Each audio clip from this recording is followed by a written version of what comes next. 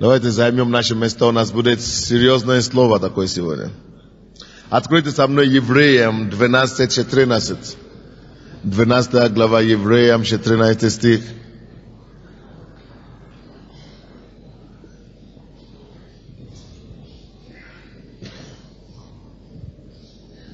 Глава 14 стих. Какой у нас месяц в этом месяце? Месяц благочестия или страх Господень, или святости. 12 стих.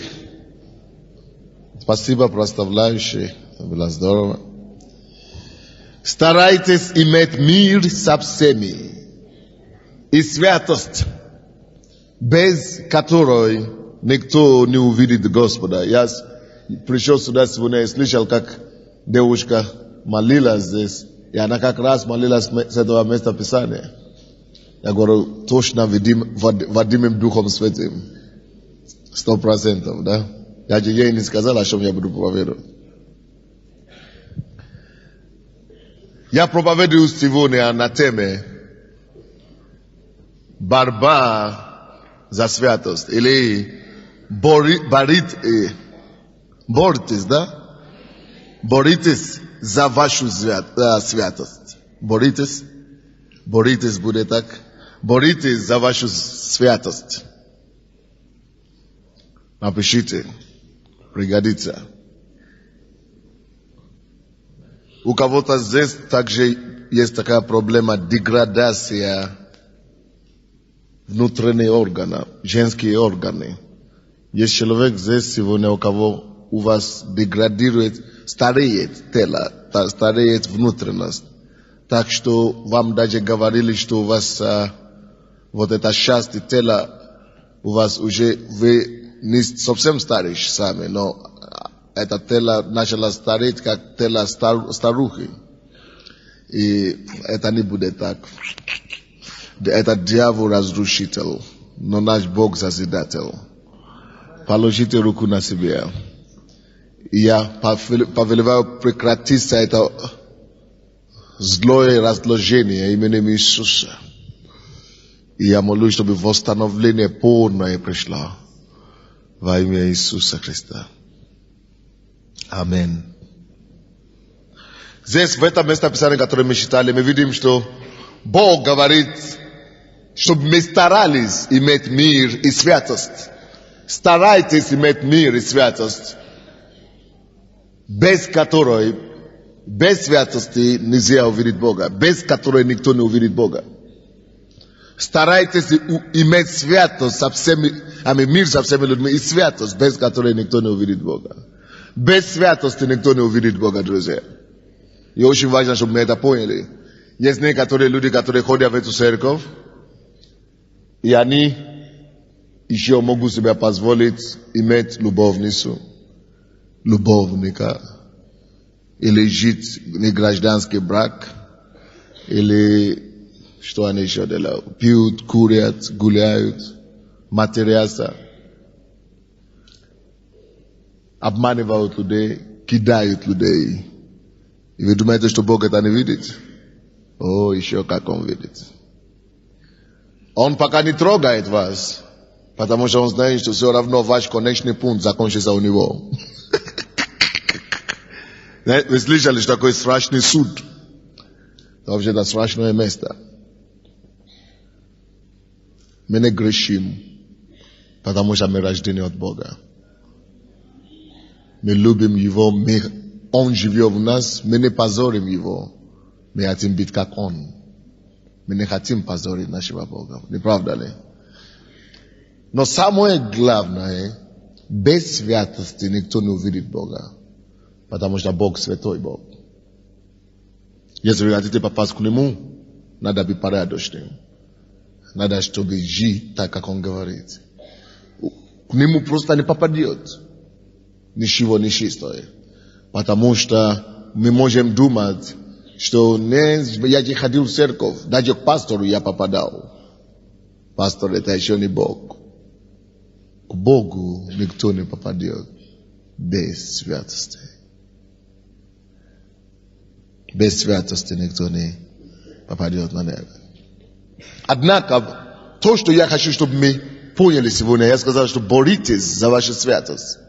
Это то, что пока мы живем на этой земле, нам придется сражаться за святой образ жизни. Это просто так не придет. Это не автомат. Конечно, когда мы каемся, когда мы принимаем Иисуса Христа в сердце, Иисус дает нам по благодати святость, праведность. И мы можем жить порядочно. То есть первое время так легко, ты даже не замечаешь греха. Но по мере того, как мы живем, атаки будут на нас. Вы знаете, дьявол знает то, что мы имеем. Дьявол знает цена спасения, которое у нас есть. Он знает цену спасения, которое у нас есть. Он знает, что он потерял нас навсегда. И что мы идем на небо. И он не хочет, дьявол не заинтересован, чтобы кто-то попал в рай. Дьявол хочет затащить все с собой в ад. И он понимает, что мы вырвались. И ему это, я вам скажу, очень не нравится. Поэтому единственный способ, как он может зацепить нас и затащить нас с собой в ад, это если он обманет нас и заставит нас грешить как-то. Потому что тогда мы будем в одной категории, как он. Тогда нет разницы между ним и нами, потому что он грешник, мы грешники. Он грешники, наши, его люди грешники, они идут в ад, и Бог должен быть справедливый. Он пошлет и грешника, который в церкви, в ад, таким же образом, как грешника, который на улице. Но Бог сам не посылает никого туда, мы сами себя посылаем. Когда мы отказываемся жить порядочно, святости. Но, хотя Бог дает нам праведность бесплатно, мы святы перед Богом. Он видит нас как святыми. Мы должны стражать, за то, чтобы сохранить этот статус праведности, святости. Чтобы жить простую, святую образ жизни, нужно сражаться. Даже если у вас телевизор дома, согласитесь со мной, что вам надо сражаться, чтобы не оскверняться, правильно? Если вообще весь этот мир, вообще вся мирская система построена так, по диктовку сатаны вообще-то, чтобы затопить как можно больше людей в грех и в ад одновременно. Поэтому вы должны сознательно принять решение. Вы должны прийти к какому-то знаменителю и к какому-то моменту своей жизни, когда вы говорите: нет, я не буду. Я буду жить праведно. Я буду жить свято. Я буду жить порядочно. Я буду жить святой образ жизни. У меня не будет такого моей жизни. Вы должны сражаться за этим.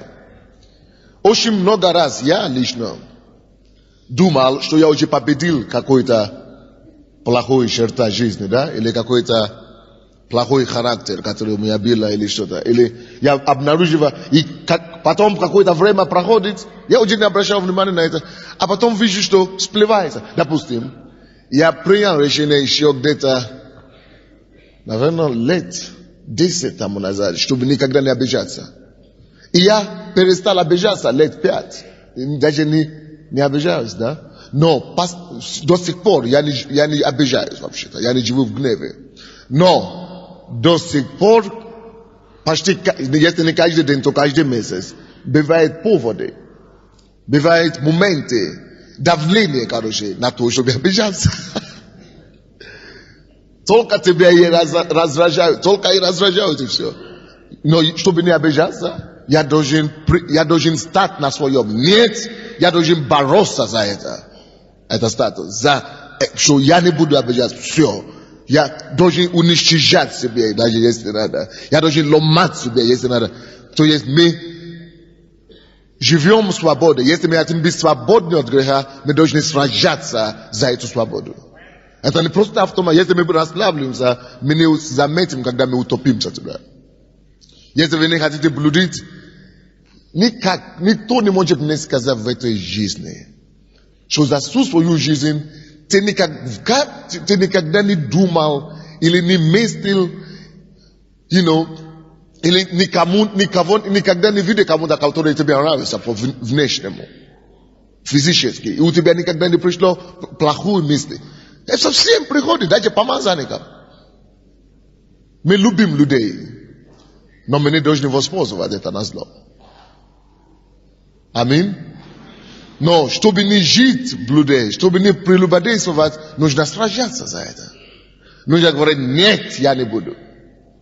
Даже чтобы не пропустить плохие мысли в голову, надо упражняться в благочестии, надо сражаться против этого. То вы не можете думать, я думал, что я уже освободился, и теперь опять приходит, я уже сдаюсь все. Сдаешься? Значит, сдаешься дьяволу вообще-то конкретно. Жизнь — это борьба. И Бог приветствует эту борьбу. И одно то, за что мы должны сражаться всегда, борьба веры нашей, это должно быть сражение веры за святость. Сражение веры за праведный образ жизни. Вы знаете, очень часто Бог мне показывает здесь, в церкви, я просто не говорю. Многие люди, которые живут аморальности, сексуальной, может быть, они не живут в блуде, но они живут в мастурбации, анонизмом или какие-то извращения. Но я не осуждаю вас. Но я просто говорю вам о том, что вас можно освободиться от этого. Вот, у меня была проповедь на семинаре для пастырей здесь. Я проповедовал о том, как победить похоть и как победить блуд в своей жизни. Если вы имеете какую-то проблему в этом направлении, возьмите эти кассеты, обязательно поможет вам. Вот на этой неделе было. Вторая проповедь была о том, как победить вожделение за деньги, материальное богатство, то есть серебролюбие в своей жизни. Тоже есть такая проповедь. А также третья проповедь, как победить гордость в свою жизнь. Эти вещи помогут нам. Но мы должны принять решение это победить. Мы должны принять решение это искоренить себя. Мы не дети дьявола. Мы рождены от Бога. Поэтому мы должны научиться жить в свободе. Мы должны научиться быть похожи на Бога. Быть порядочным. Если я живу дома, и я занимаюсь анонизмом в тайне, и я прихожу в церковь, это нехорошо. Бог видит меня. Но, то есть, мы любим грешника, и Бог любит грешника, но прелесть, о чем я говорю, в том, что есть свобода, и можно быть свободным вообще-то. Это реальность. Я занимался анализмом раньше. И Бог меня освободил. И я там делюсь в этой кассете ту тайну, как Бог это сделал. Он дал мне место писания. И я стал на этим. Я блудил раньше, я гулял с девушками. И Бог меня освободил. 8 лет я не трогал девушек. После того, как я покаялся. Я не хотел. Я говорю, Господь поможет. И помог. И вы думаете, что искушения не было, еще какие. Но вы должны сражаться за свою святость. Потому что мы хотим увидеть Бога. Кто здесь хочет видеть Бога? То есть очень часто мы становимся слишком либеральными с грехом. Мы думаем, Бог простит. Однажды ты не успеешь. Я заметил, что когда я допускаю, или любой из нас должен это заметить, когда я допускаю какие-то ошибки в своей жизни, обязательно потом идет какая-то неудача, наказание. Дьявол блюстит, то есть он наблюдает. Как только я что-то делаю неправильно, где-то я получаю за это дело. Не Бог дает, дьявол, он же все равно же нас достать. Мы должны это понять. И мы должны быть осмотрительными. Мы, наша церковь Слова Веры, верою мы получаем просветание. Верою мы получаем здоровье. Верою мы получаем что еще? Мы получаем всего то, что мы имеем, да? И мы молимся здесь по вере за освобождение, за то, за наших родственников. Алло, если есть куда нужно вкладывать веру, за что нужно по-настоящему бороться, номер один нашего сражения, номер один нашей борьбы, номер один нашей битвы веры должно быть сражение за святость. Чтобы сохранить себе не оскверненное. Это номер один, куда вам надо вкладывать веру. Чтобы быть в этом мире и не быть оскверненным. Притчи, 14 глава 34. Притчи, 14:34.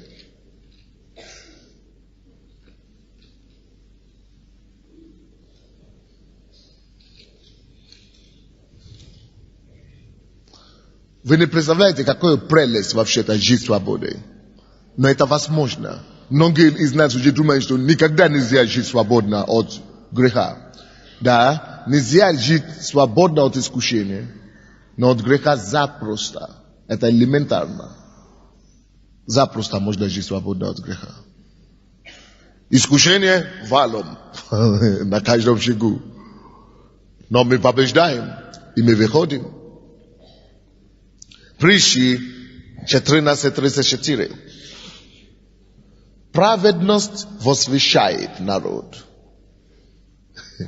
Я, наверное, уже понял сейчас, почему Бог мне говорит про этих ребят, которые интеллигентны, которые молятся.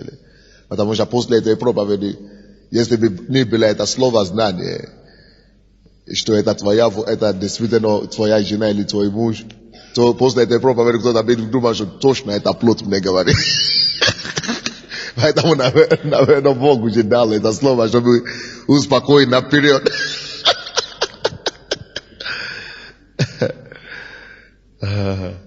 34 стих. Праведность возвещает народ, а беззаконие бесчестие народов. Видите, еще одна причина, почему мы не можем себе позволить жить беспорядочно или в грехе, это потому что грех это не престижно в духовном мире. Грех дорого стоит. Грех приносит бесчестие. Бесчестие, то есть стыд. Грех приносит уничтожение и разрушение. Грех, может, ты это не видишь физически, но что-то разрушается в тебе, когда ты грешишь. Какую-то клетку умирает в тебе. Вот, слушайте внимательно. Вы уже слышали, как я это говорю много раз. Наш мозг работает как железо. Ученые только что это обнаружили.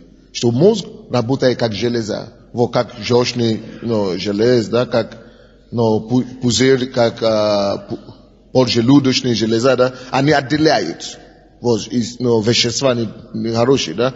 Таким же образом наш мозг отделяет и разделяет, как железо. И когда мы поступаем, когда мы живем в грехе или мы грешим, мы делаем что-то, которое Библия говорит, что это грех. Потому что Бог-то знает, что это вредно для нашего организма. То наш мозг, когда мы живем в блуде, допустим, или мы живем в страсти какие-то неправильные, или мы живем в гневе, наш мозг в это время, почему-то мы чувствуем иногда осуждение, потому что наш мозг в это время отделяет, да, мы говорим, выделяет какое-то вещество, выделяет яд в нас. Грех, она в твой мозг где работает. Допустим, если ты хочешь украсть, мозг твой, когда ты и мысли приходишь, что надо украсть, укради это. Это же через мозг идет. Это мысли украсть. Это через мозг идет. Когда ты хочешь прелюбодействовать с чужой женщиной или с чужой мужчиной, это же пропускается через свой мозг. Мозг все это переваривает. И пока мозг переваривает это все, она же делает ошибку. Эти мысли, эти движения, все, они выделяются в своем мозге что-то химические вещества, которые являются ядом. И это химические вещества, это яд, вы знаете, мозг же циркулирует, то есть кровь циркулируется по телу. И оно идет в твою кровь. И это начинает циркулироваться по твоему телу. Яд циркулируется по твоему телу. И поэтому люди получают инфаркт, болезни, все это. Поэтому не было болезни до грехов. Пока не было греха ни одного, никогда и не было до того болезни. То есть болезнь это непосредственные последствия греха. То есть это грех зарабатывая в нашем мозгу так, что наш мозг вырабатывает и выделяет эти яд в нашу жизнь и становится болезнями. Даже некоторые из нас хорошо, мы не болеем. Но кроме болезни, это только одно направление. Грех влияет не только на твое тело. Грех влияет на твою судьбу. Грех влияет на твою душу. Грех влияет на твоего духа внутреннего человека. Поэтому грех не престижный. Ты должен сражать против него. Вот почему мы сознательно сражаем против него. Мы сознательно, это сражение, это борьба. Я воюю против этого. Вы должны стать верой и конкретно противостать этому греху, который у вас в жизни. Но мы победители во Христе Иисусе. И его победа подтверждается тем, что он жил над грехом. Это показывает мне, что я могу жить над грехом. Написано, что праведность с другой стороны возвышает. Престиж. Даже вы не представляете себе, какой покой приходит в душу, на душу, когда ты свободен от греха. Ты просто живешь в покое, свободный. Вообще-то это класс, когда ты чувствуешь себя свободным. Ты свободный человек. Совесть не мучает. Откуда убежишь от себя-то? Не убежишь от себя. Вот почему некоторые люди начинают пить, колоться и так далее. Потому что грех загоняет их куда-то. Или они начинают что-то делать, зависимость какая-то начинает появляться. Почему зависимость? Потому что грех загоняет. Они хотят убегать от себя и не могут. Поэтому ударяются в работу или куда-то, или чем еще занимаются. Или проститутками какие-то бегают. Грех убивает. Однако, мы имеем свободу во Христе Иисусе. Кровь Его всегда там, чтобы очистить нас. Я не буду говорить сегодня о том, как победить грех. Я уже говорил вам, какие кассеты можно взять их. Пасторские конференции, только что были, я считал эти проповеди. Есть пути, шаги к тому, чтобы победить конкретный грех в своей жизни. Помощь, которая будет легко. Ты даже забудешь, что этот грех еще существует. Искушение будет, но ты будешь с легкостью побеждать эти искушения. Но сегодня я хочу говорить о другом. Грех разрушает грешника. И я хочу дать вам 7 способов или путей, как грех разрушает грешника. Как грех разрушает и уничтожает жизнь нашу. Как грех влияет на нас. Первое. Согласно Евреям 3 глава, откройте. Евреям 3 глава, 13-14 стихи. 13-14 стихи, 3 глава. Там написано такие слова. Но наставляйте друг друга каждый день. Поймите, поняли, да? Написано, наставляйте друг друга каждый день. Так что если ты видишь, кто-то грешит, дай ему эту проповедь послушать. Или сам считай ему. Наставляйте друг друга каждый день. Это серьезный вопрос. Почему мы должны наставлять друг друга каждый день? Потому что это самое серьезное, что есть. Потому что жизнь дана человеку однажды. И если человек однажды умрет и умрет во грехе, все, неповоротимо, неповоротно. То есть он уже будет в аду навечно. Поэтому от каждый день стоит наставлять друг друга. Пока можно говорить, то есть пока можно, потому что это поздно будет. Пока можно говорить не, чтобы кто из вас, слушайте внимательно, чтобы никто из вас не ожесточился и не ожесточился, обостившись грехом. Чтобы никто не обольщался грехом. Говорите от каждый день написано. Наставляйте друг друга каждый день. Пока можно еще говорить сегодня. Вот как эта девушка свидетельствовала, да? Плакала, что знакомый у нее умер в молодой возрасте. Она в шоке от этого. Потому что мы не контролируем завтра. Поэтому пока можно говорить сегодня, донести до твоему другу, что слушай, покайся, пока не поздно. Потому что грех обольщает. Напишите это, как первый способ, как грех разрушает жизнь человека. Это через обольщение. Евреям 3, 13, 14. Обольщение. Через обольщение. Что такое обольщение? Дьявол приходит как ангел света, делает, что ничего страшного. Это хорошо. Ну, тебя здесь чувствуешь. Ты здесь чувствуешь себя хорошо. Если ты чувствуешь хорошо, значит хорошо для тебя. Ведь, ну, пока чувствуешь хорошо, значит хорошо. Что такое обольщение? Обольщение – это родственное слово лестью. Лесть. Лесть. Вроде бы красиво, вроде бы неплохо, вроде бы все так делают, все же так живут. Живи на здоровье. Все так живут. Обольщение. Но теперь послушайте. Проблема с обольщением в том, что часто обольстившиеся люди, которые попали в обольщение, не замечают этого. Они сами не знают. Думаю, что они нормально живут. Жизнь не догадываюсь. А это самое опасное сторона греха. Если ты грешишь, ты пока чувствуешь осуждение, да, и каешься, тебе повезло. Это тебе так повезло. Потому что кто-то прибежает ко мне и говорит: пастор, я уже не знаю, что делать, я от себя убить. Я уже, с этим грехом я не знаю, что куда.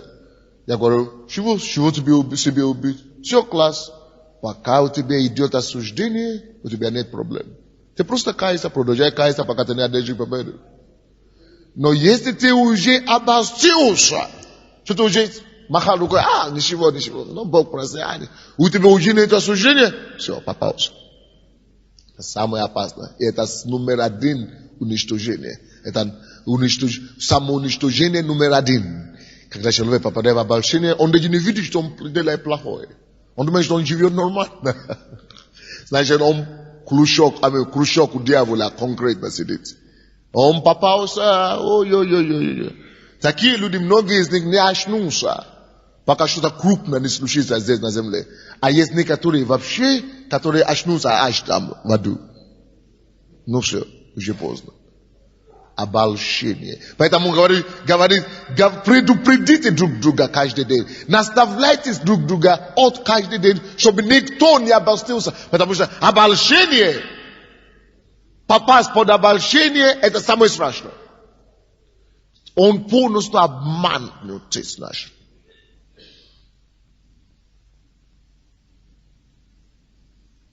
Пока можно говорить сегодня, пока можно говорить, что сегодня есть день, написано, чтобы никто не ожесточился обольщением грехом. Грех, когда человек попадает под обольщением греха, послушайте то, что еще происходит. Человек ожесточается. Все. Человек, который ожесточился, только чудом можно его уже избавить. Еще 13 стих говорит: ибо мы сделались причастниками к Христу. Мы же уже стали причастниками к Христу, братья. Если только начатую жизнь твердо сохраним до конца. Видите, мы уже сделали участниками Христа. Ну, мы будем до конца спасены и быть с Ним. Только если мы будем эту жизнь святую сохранить до конца. Поэтому есть многие люди, которые приходят к Богу, а потом отпадают. Они не выдержали, они не сделаются причастниками Христу в конце концов. Попадут в ад. Это первый способ, как дьявол уничтожает, как грех уничтожает грешника через обольщение. Второй способ, как грех уничтожает грешника, тоже это своего рода способ обольщения или обмана. Евреям 11 глава, 25-26 стих. 25-26. Это речь идет о Моисее. Здесь говорится о нем. И лучше захотел. То есть Моисей лучше захотел stradat narodom Božim, не želi imet vremeno je grehovne naslaždenje.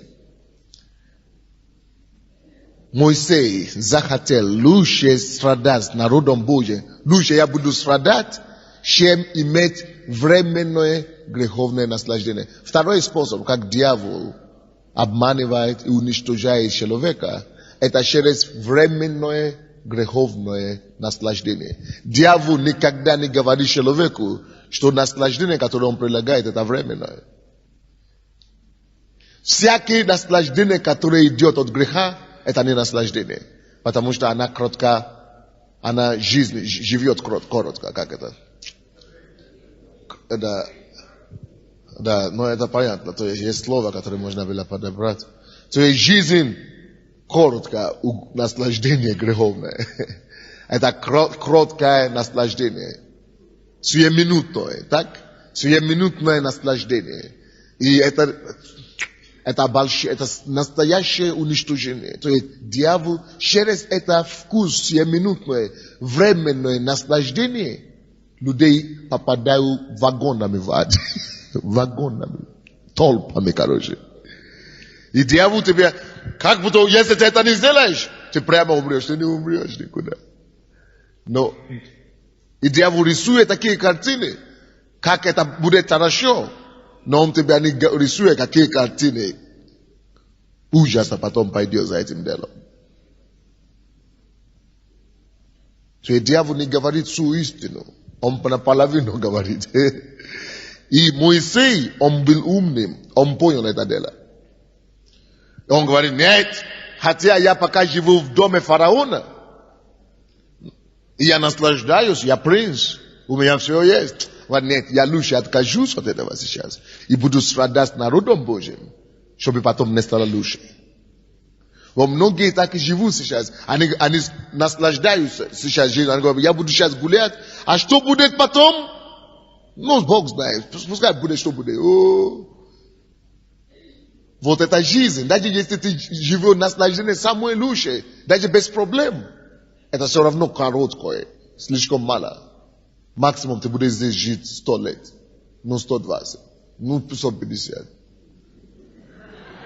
А это уже не жизнь вообще-то, если ты даже так долго будешь жить. А вся жизнь, полнота жизни, миллионы лет там будет. Но дьявол ослепливает людей так, что они даже не думают, что будет потом. Через греховное, временное греховное наслаждение. Всякое наслаждение греха всегда временное. И всегда заканчивается пагубно. Грех – это конфет, который вкусно медом обкрытый, а внутри есть яд. Это как яд, который обкрыт шоколадом внешне. Мы должны научиться понять и разуметь подход греха, что он идет за нашу душу. И чтобы отказаться от временной, научитесь лишить себя временное греховное наслаждение. Потому что это потом будет еще хуже. Научитесь, практикуйте это, чтобы отрекаться от временное наслаждение, чтобы получить дольше. Моисей в 26 стихе и поношение Христова пошел большим для себя богатством, нежели египетское сокровище, ибо он взирал на воздаяние. Третий способ, как дьявол уничтожает людей через грех. Как грех уничтожает грешника. Это притча 11:3.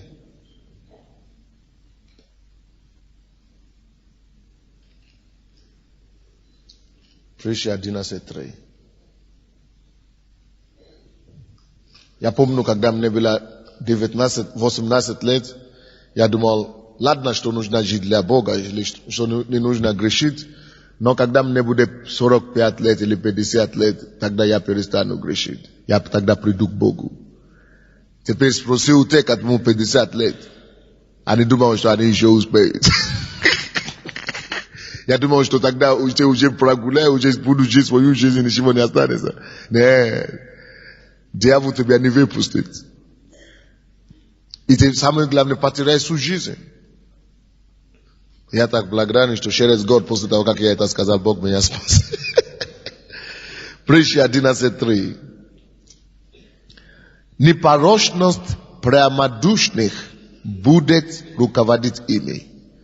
Если вы идете своими путями, ваша непорочность сохранит вас. Так? А как же с лукавым, с грешником? А лукавство коварных погубит их. Напишите это. Погибели. Цель всякого греха, или конечный итог всякого греха, либо это воровство, либо это обман, либо это блуд, либо это наркотики, либо это сигареты, любой грех, конечный итог это погибели. Бог не уничтожает грешника. Знаешь, что уничтожает грешника? Грех уничтожает грешника. Сам грех, который ты делаешь, это то, что тебя убьет. Допустим, вы помните Самсона? Бог, он любил очень гуляться с девушками, проститутками. А он был гигантом же, он был сильным, да? Самсон был силач. Он не захотел дисциплинировать свое око, глаза. Надо поменьше смотреть. А он всегда гнался за этими девушками. Первый раз ничего не случилось, второй раз ничего не произошло. Он менял девушки, все равно ничего не произошло, потому что Бог всегда был с ним. Алло, слушайте сюда. Когда ты отказываешься отказаться от чего-то ради Бога, то, что ты не хочешь дисциплинировать, то, что ты не хочешь поставить под Богом, в конце концов, это вещь тебя уничтожит. Вот у него был грех вожделения, да? Он любил девушки. Ну, Бог ему говорит, не делай это, родители везде говорили ему. И он не слышался. Он не захотел дисциплинировать свои глаза. Вы знаете, что случилось? Когда девушка его плестил, и его поймали, первое дело, что дьявол делал с ним, они выкололи его глаза. То, что он не захотел дисциплинировать. То, что он не захотел поставить под Богом. Это то, что именно за что дьявол погнался. Это именно то, что дьявол выколол. Глаза, ноги были там, руки были там. Но именно то, что он не захотел поставить под контролем, дьявол тебе поможет. Грех это. То есть, что выкололо ему глаза? Это грех. Грех уничтожает грешника. То, что ты не хочешь подчиняться Богу, а это именно вот эта вещь тебя погубит в конце концов. Грех уничтожает грешника. Путь коварного – это гибель. Поэтому мы не грешим, потому что эта вещь потом уничтожит нас. Мы умнее дьявола, мы умнее греха, мы это понимаем, поэтому мы это не делаем. Следующее.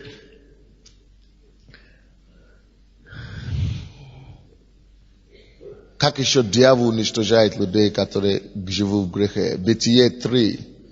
Посмотрим, как грех вообще начался. И какое последствие. 3 глава Бытие, 10 стих. Он сказал, голос твой я услышал в раю и убоялся, потому что я наг и скрылся. После того, как Адам и Ева согрешили, заметьте себе по их словам же. Вы помните, дьявол-то им сказал, вы будете сами как Бог. Вы сами будете умный такой же, как Бог, круто, загрешите, но возьмите это плод. То есть, дьявол всегда обманывает, говорит преимущество, которое будет, а он не говорит последствия. Допустим, он говорил им, какое будет наслаждение, какое временное, греховное. А на самом деле, действительно, открылись их глаза, но к худшему. Но настоящее последствие было не наслаждение уже, это уже было мучение. В этом стихе они сами уже говорят Богу, отвечают. 10 стих. Голос твой мы услышали в раю и убоялся. Я услышал в раю и убоялся, потому что я наг и скрылся. Напишите себе. Грех уничтожает грешника, и дьявол уничтожает людей через грех путем, он говорил, я наг и убоялся. Через страх, когда вы грешны, вы будете всегда преследуемы страхом. Он говорит, я убоялся и скрылся. Страх, грех гонится за грешника. Грех человека написано догонит его. Грех человека догоняет, гонится за тобой. Ты не знаешь почему, но что-то тебя всегда толкает по жизни. Ты не знаешь, что ты ищешь. Страх приходит от греха. До того не было никакого страха. То есть дьявол уничтожает людей путем греха, потому что через грех он допустит страх в твою жизнь. Страх и позор. Потому что он говорит, что я наг. Нагота – это прообраз бессилия, это прообраз бесчестия. То есть бесчестие, позор. Грех принесет вам рано или поздно и страх, и позор. Рано или поздно. Любой грех. Грех и позор – это участь греха. И этим страхом он потом уничтожает человека. И этим позором, этой наготой он раздевает человека. Грех разденет тебя до наготы. Грех снимет с тебя всякой кусочки славы и чести, которые у тебя были. Грех сделает тебя вонючим, не дай Бог. Нагим. Представьте себе сейчас, что вас разденет и проведут по улице. Унижение хужего не придумаешь. Грех приносит унижение. Если не физически, то это духовное будет. Унижение. Порой есть некоторые духовные унижения, которые похуже, чем физическое нагота. Поэтому сражите грех. Один проповедник сказал, дайте мне человека, дайте мне 70 человек, которые будут бояться только две вещи. Которые не будут бояться Бога, не будут бояться людей, не будут страшиться ни перед кем, но будут бояться только Бога и греха. Если вы дадите мне 70 таких человек, которые будут бояться только Бога и греха, я возьму мир. Я завоюю мир. Если вы мне дадите 70 человек, кто будут бояться никого, кроме греха и Бога, я завоюю мир. Слушайте, какое бы у тебя ни было призвание, слушайте внимательно. Какое бы у тебя ни было призвание, какой бы ни был Божий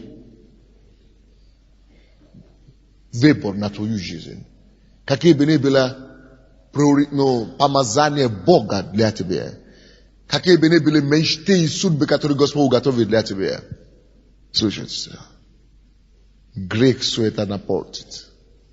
Грех все это остановит, и тебя еще покроет стыдом.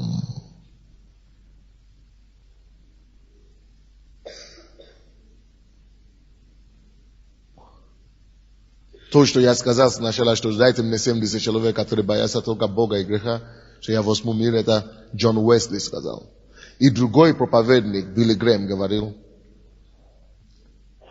не все равно, насколько помазанный пастор или человек, проповедник или служитель, насколько он призванный, если он живет в грехе, даже если у него будет успех какое-то время, все равно он упадет. Если он живет там, не отказывается от греха, если он любит грех, все равно грех это уничтожит его и разделит его. Но покажите мне человека, который вообще не помазанный, не призванный, даже не умеет говорить, не имеет способности, но если он боится Бога и убегает от греха, рано или поздно, может быть не через 10 лет, может быть не через 20, но в конце концов он поднимется и Господь прославит его. Почему? Потому что грех это всегда бесчестие кончится. А праведность заканчивается восхищением. По-любому. Это то, что было с этим Адамом и Евой. Она говорит, минаги. Это стыд. И мы скрылись, мы убоялись. Страх. Душевного покоя не будет. То есть нету душевного покоя в греху. Короче, следующее теперь, это 5. Чем дьявол уничтожает людей? Это то, что я говорю про душевное. Но я хочу это показать.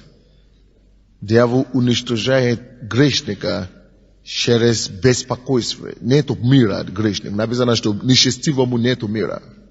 Не будет у вас мира в сердце, конкретно. А вы знаете, самая худшая ситуация, когда у тебя нету мира с самим собой.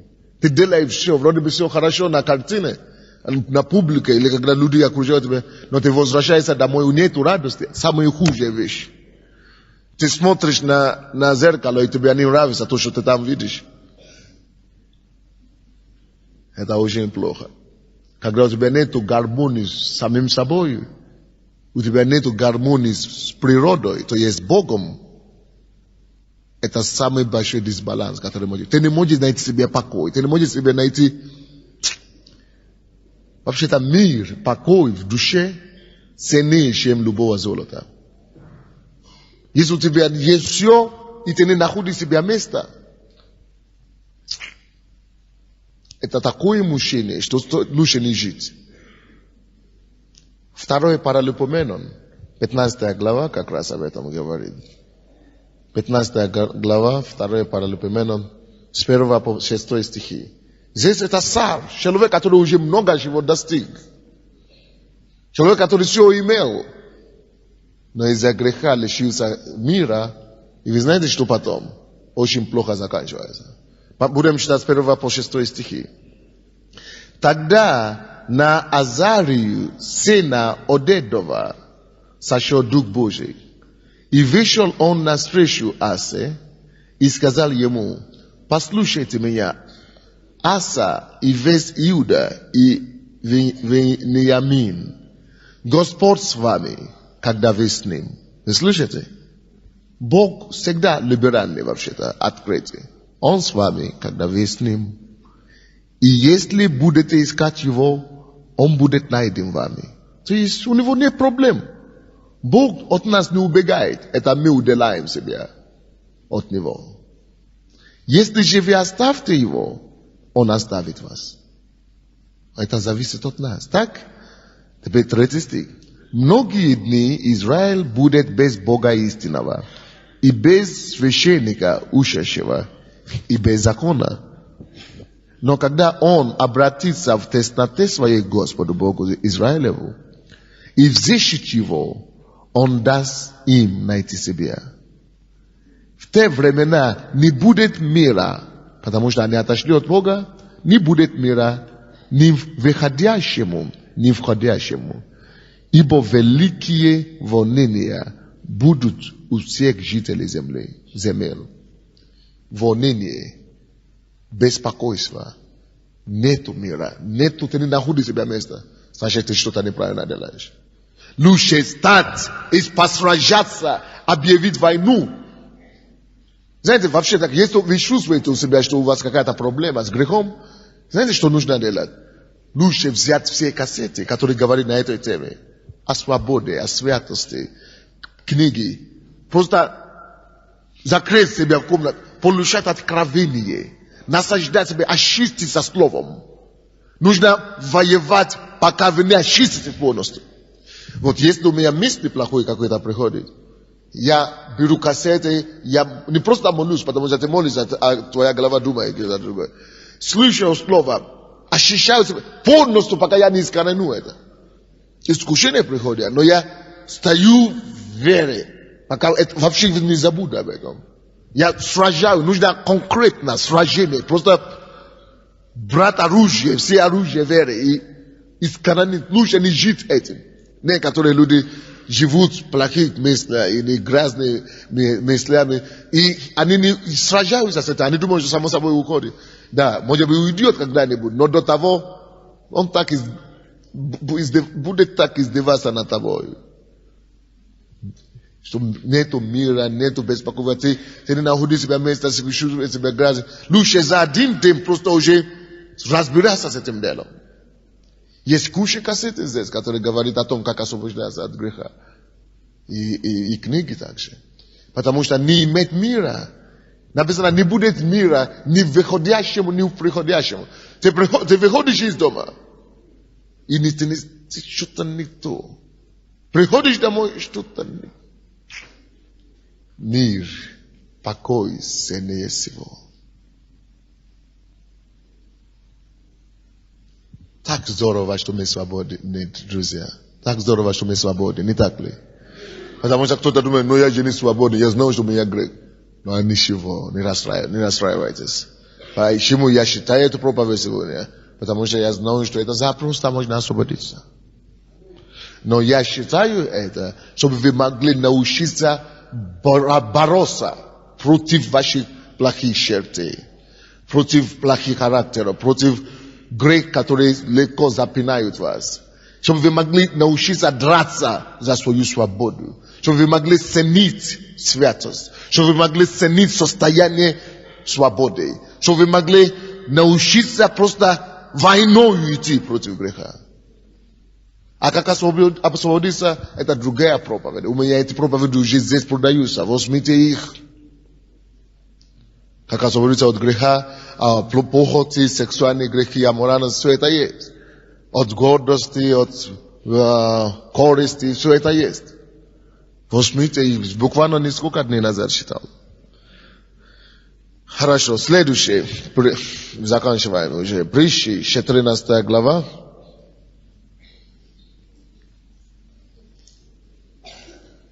Притчи 14.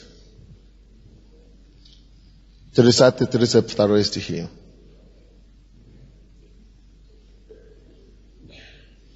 Что еще приходит на людей через грех? Что дьявол делает? Как дьявол уничтожает людей?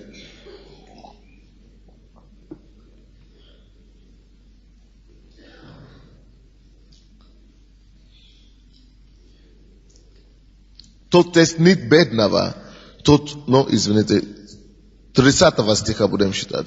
14 глава притчи, 30 стиха по 32 стих. Кроткое сердце – жизнь для тела. Видите, когда у вас есть смирение, это дает здоровье вашему телу. Кротость дает здоровье. Оно исцеляет людей. Знаете, просто свойство такое. Потому что это в это время, когда вы ходите в смирение, ваш мозг выделяет хорошее, это самое. Свойство, то есть железа. И проходит по телу и дает вам здоровье. Когда вы живете святую жизнь, ваш мозг выделяет хорошие свойства. Железа и проходит по телу. Но когда вы грешите, она выделяет яд и разрушает тело. Так что праведность или кротость, она дает жизнь телу. А зависть, есть же люди, которые сидят, у кого зависть. Зависть гнил для костей. Гниль дает. Да, многие из вас, почему у вас проблемы с артритом и так далее? Это потому что отсюда идет.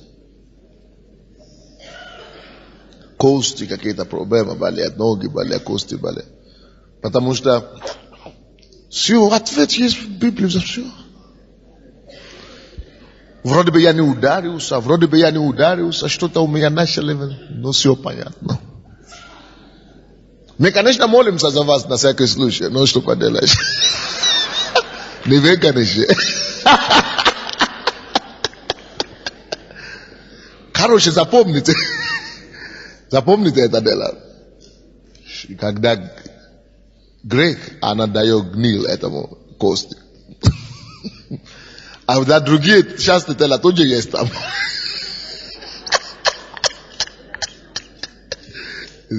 Так что избавьте от зависти. Вообще от греха, тем лучше. Тем лучше, да. Правильно? Что-то уже голоса пропали.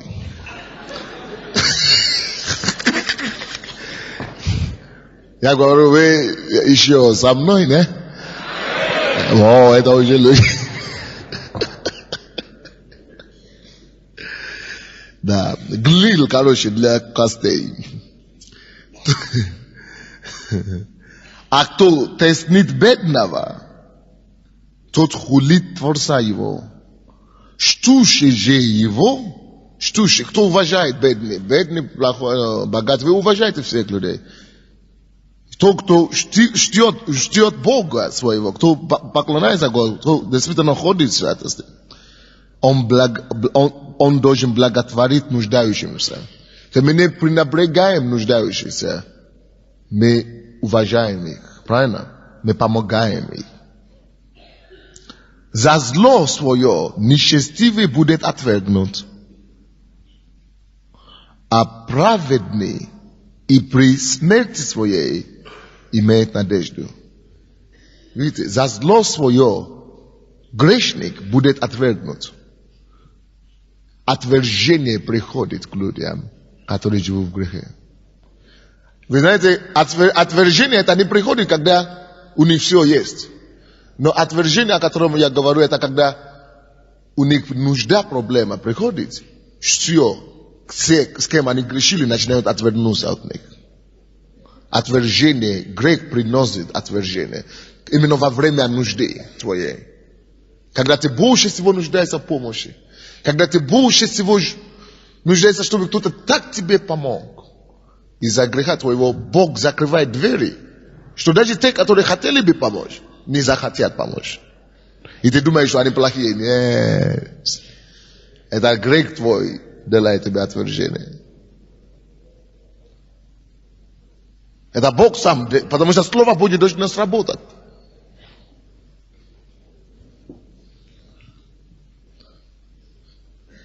Отвержение, болезни.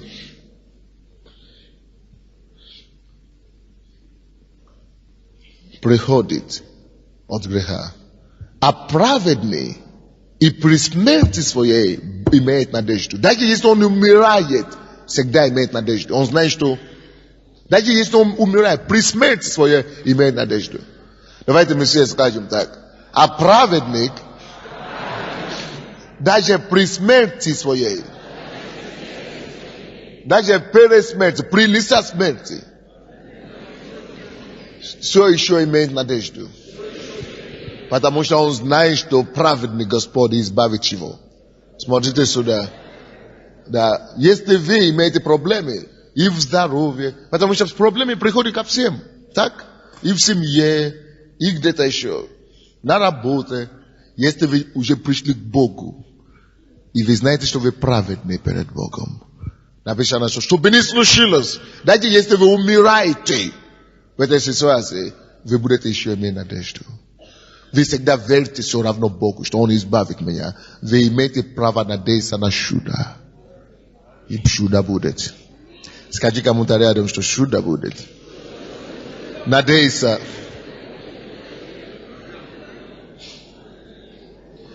Праведник будет надеяться. Даже при смерти будет избавление. Аминь. Последний пункт, который я хочу вам сказать сегодня. К Римлянам 6:23.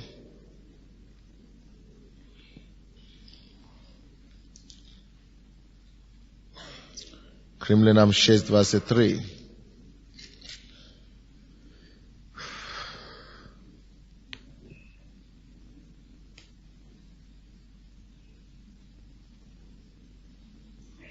Ибо возмездие за грех смерть, а дар Божий жизнь вечная во Христе Иисусе, Господе нашем. Ибо возмездие за грех смерть. Конечный итог греха. Грех имеет возмездие, напишите. Грех получает зарплату. Грех имеет возмездие. Дьявол платит всем, кто грешит, грешникам зарплату. Грех имеет возмездие. Вы знаете какой? Смерть. Сначала смерть в отношениях. Сколько молодых людей приходили ко мне. Они любили друг друга. объявили помолвку. Любят друг друга, да, и начинают делать неправильные вещи в помолвке, то есть в отношениях, начинают жить вместе.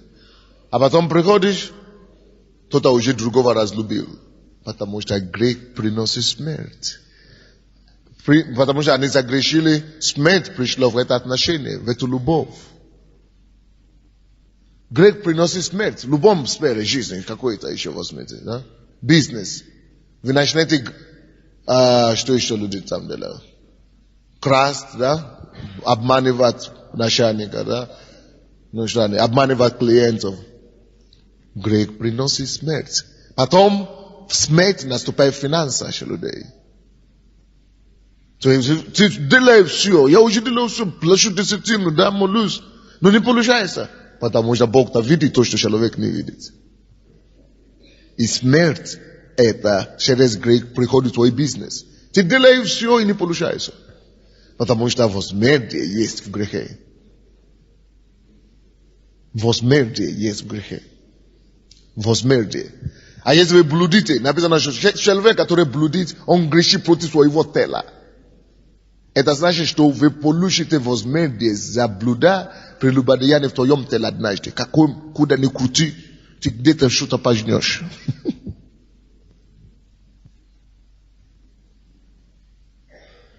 Возмездие греха — это смерть. Смерть какая-то, что-то умирает в тебе, когда ты грешишь.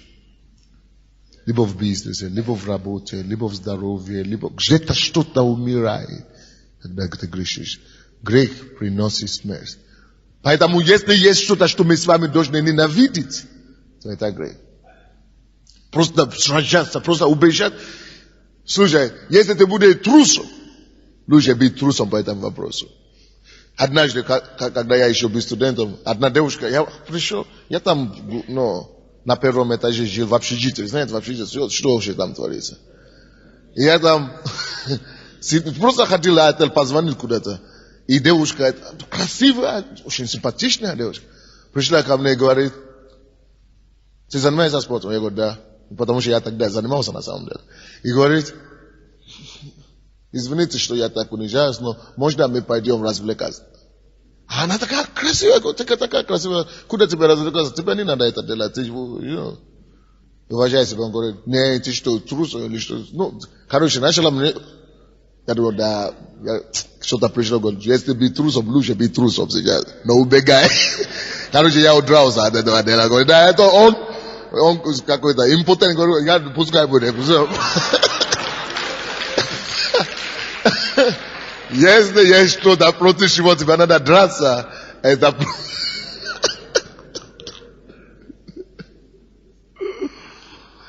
Если есть против чего нужно тебе бороться, или где тебе надо быть глупым, там лучше бегу.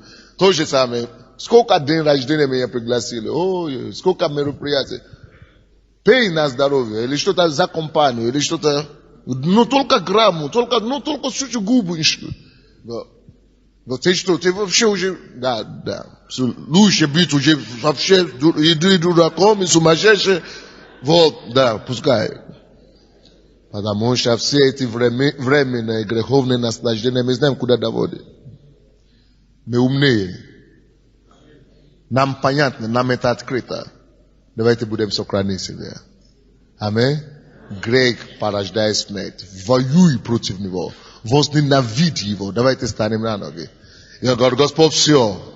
Отрекаюсь от всего. От всякой нечистоты. От всякого греха в своей жизни. Все, что тебя не проставляет, Господь. Я отрекаюсь от этого всего.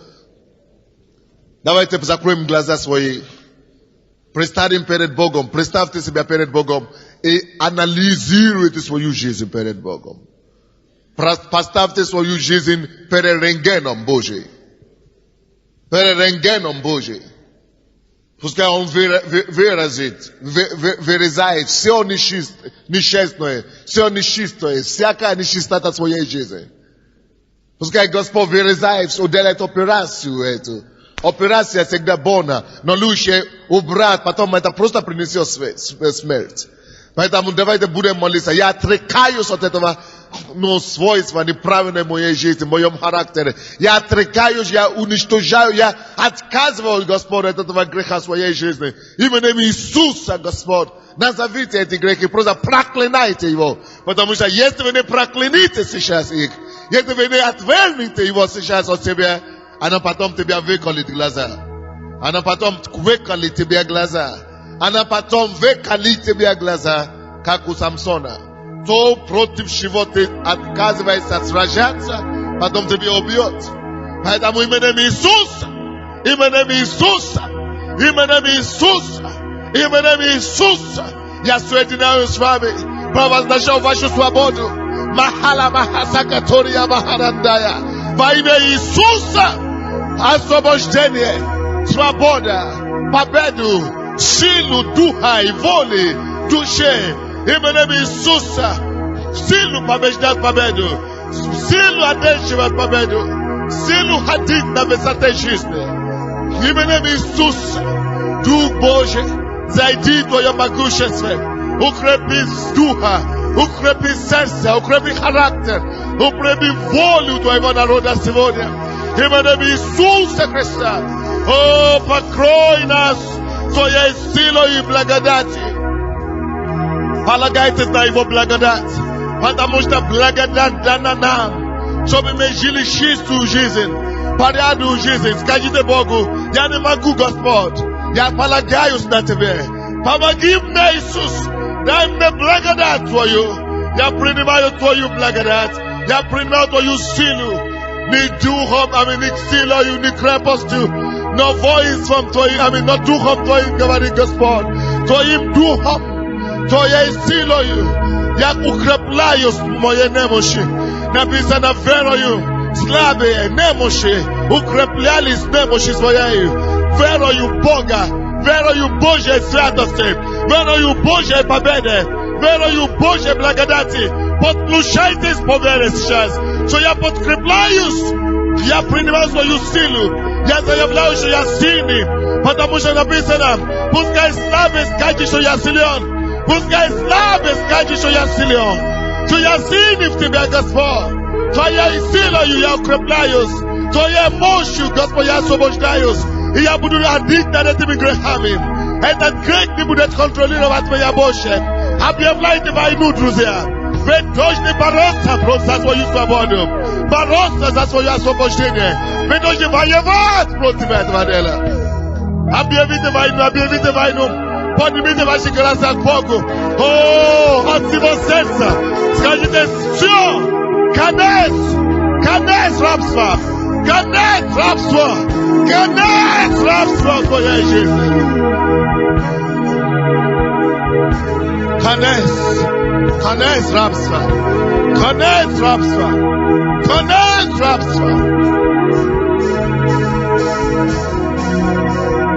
Я в свободе. Я освобожден, я очищен.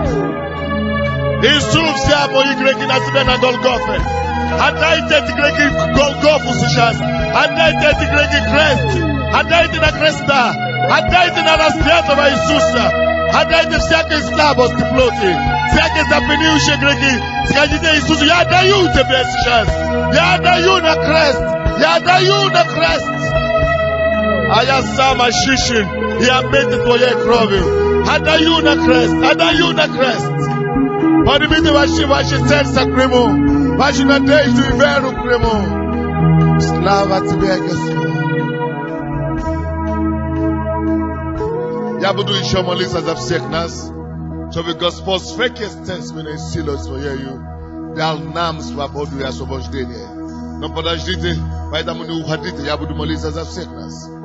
За полное освобождение и очищение. Церковь, поднимите ваши руки обои к Богу. Мы будем молиться за одну руку на сердце, вторую руку к Богу. Будем молиться за полную победу над всяким видом греха. Поднимите ваши руки к Богу, другой руки на сердце. Мы будем просто заявлять, что мы свободны навеки. Господь, я молюсь за вас. Вы просто соглашайтесь со мной. Господь мой Бог, Ты послал меня, как Твой служитель, принести эту свободу, каждому, кто это желает. Я поэтому заклинаю дьявола во имя Иисуса Христа. Ибо Сын Божий пришел, чтобы разрушить всякие дела дьявола. Во первую очередь грех.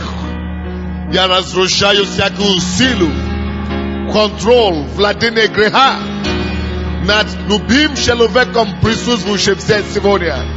Грех, дьявол, заявляю тебя во имя Иисуса, что ты не можешь овладеть ими. Повелеваю оставить их. Я разрываю цепи греха. Сейчас разорвитесь именем Господа Иисуса. С сегодняшнего дня живите в свободе. На славу Бога Отца. И весь народ сказал: дайте Богу славу.